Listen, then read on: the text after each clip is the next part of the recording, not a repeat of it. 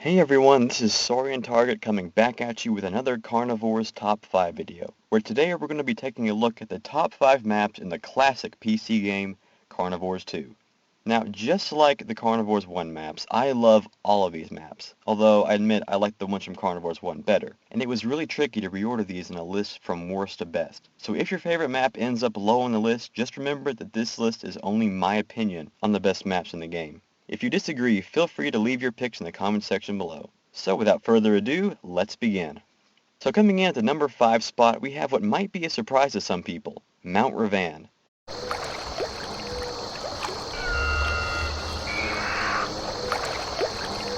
Now, Mount Revan isn't a bad map. It's very reminiscent of what you would expect a dinosaur-infested landscape to look like, with deep rainforests, winding rivers, hot deserts, and, of course, volcanoes. Mount Revan's biggest problem is that it's just too generic. It has its landmarks and its varied terrain for sure, but none of it is specific like on other maps. For instance, both Basmachi Rocks and Mount Revan have mountain ranges and specific named mountains. The ones on Basmachi Rocks are unique and memorable. You've got the mountains and the lakes, the winding mountain path, and of course, Spiral Mountain. Conversely, Mount Revan has that one mountain range and Mount Revan itself, which just looks like a generic mountain. Admittedly, it's the only mountain on the island with snow, but it's all still very generic, even if it has a lot going on. Even the Great Lake, the final map from the last game, which also came at number 5 on its list, took place in the ruins of an asteroid crash site, and Mount Revan just doesn't have that memorable appeal. Mount Revan is solid as a challenging map, and rightfully the last one you can unlock. But this can sometimes be a deterrent, as someone who just wants a nice, peaceful hunt, or someone who jumps back into Carnivores after a long break may not be prepared for how harsh the terrain is. So Mount Revan, it's a great map, just a little generic, and comes in at number 5. Coming in at the number 4 spot, we have the first and smallest island on the tour, Delphia's Hills.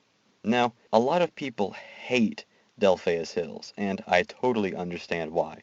It's too big of a map with not enough going on, and that gets pretty boring after a while. But I love it. It's the map with probably the most nostalgia attached to it for me, especially when hunting at dawn. However, it isn't the best map in the game, but it does have some great key features. There's a huge swamp at the northwestern part of the island, and an archway connecting it into the mountains right across from that. There's a deep, mist-filled chasm to the north, and, of course, the deserted remains of an archaeology outpost, which I would bet is the most intriguing part of this map. It's got a huge satellite dish, a bunch of crates with odd markings on them, which make a return in the reboot, and a fallout shelter or a bunker of some kind. And don't be fooled into a false sense of security though, dinosaurs can get in there with ease. But Delphia's Hills is a little drab, a little dry, and I think a lot of people are just tired of it. It's the easiest map to hunt on and costs the least amount of points, so I imagine it's where a lot of people spent the most amount of time hunting back in the day, and it's just grown tiresome since then. But I still think it's a great map, just not the greatest, so it comes in at the number 4 spot on this list. Now moving down to the number 3 spot, we have Manya Jungle. Now, Manya Jungle is a great map, and honestly, I personally think it should have been swapped with Mount Revan. Manya Jungle just feels more like a better final map, and I think the only reason that Mount Revan took the final spot was because of how rough the terrain is. But anyway, Manya Jungle is a great map. A deep, tropical jungle surrounded by snow-capped mountains, with a beached peninsula and an archway to the north, a winding canyon maze to the northeast, and a massive swamp to the east. Manya Jungle abounds with lush wilderness. This island has plenty of Easter eggs, too, including an abandoned dinosaur wall and what the game describes as a nesting ground for some of the larger dinosaurs.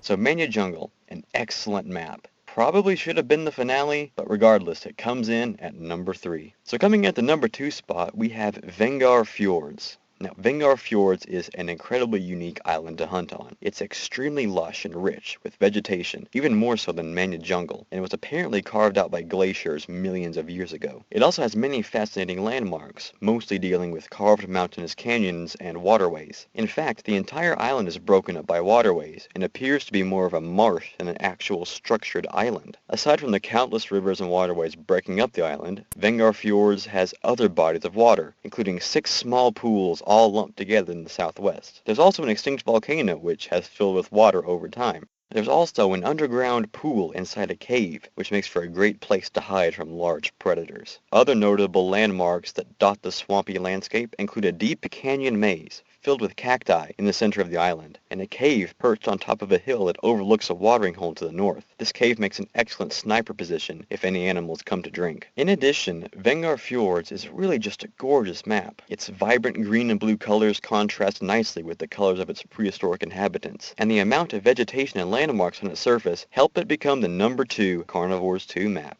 So coming in at the #1 spot on our list, we have the one, the only, Fort Siskin. Now, for the most part, the dinosaur-based Carnivores games represent the two types of, at least potentially, sentient life on the planet. Carnivores 1 focused more on the long-extinct native race of the planet, where Carnivores 2 explored more of the future colonization effects. Fort Siskin is kind of like the combination of both. It features mysterious elements from both the planet's indigenous population and Dino Hunt's colony efforts, the most notable of which is the fort itself.